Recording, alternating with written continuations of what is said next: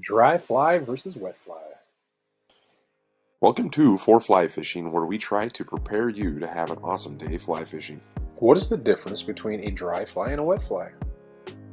A dry fly floats on the water's surface to imitate insects, while a wet fly mimics their food under the water. Insects that have fallen in the water, bugs that are always in the water, minnows and nymphs. The last two are their own style of fly, but can be considered a wet fly.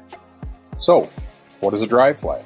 A dry fly is a type of fly used in fly fishing that is designed to float on the surface of the water. Dry flies are typically used to imitate insects or other natural food sources that are found on the surface of the water, such as mayflies, caddisflies, and stoneflies. Dry flies are typically tied on a hook with a variety of materials such as feathers, fur, and synthetic fibers to create a body with wings and a hackle for the fly.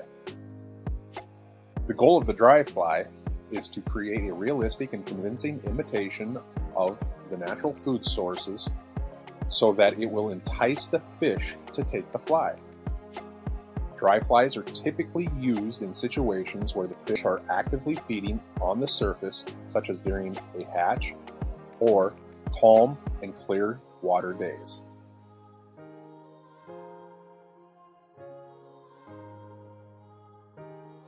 So, what is a wet fly?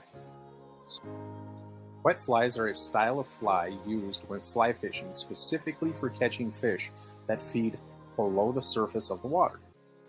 Wet flies imitate insects that have fallen in the water, nymphs, larvae, and minnows, also called streamers, and other aquatic food sources. Wet flies are usually fished using a sinking line or sink tip line, which helps them stay close to the bottom, and are used to fish many different species of fish.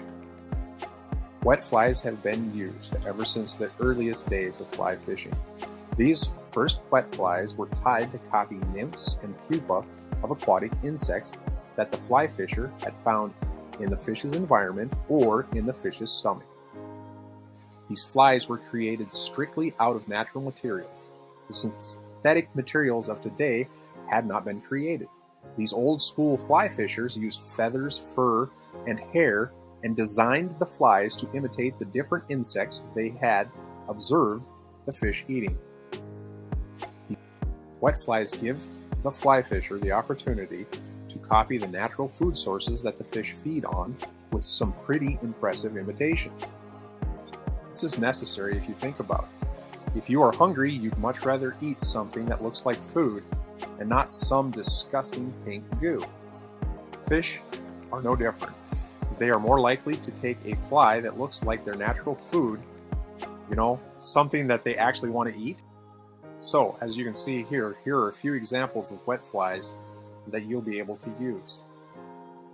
Like and subscribe if you like the content. We keep it quick and to the point.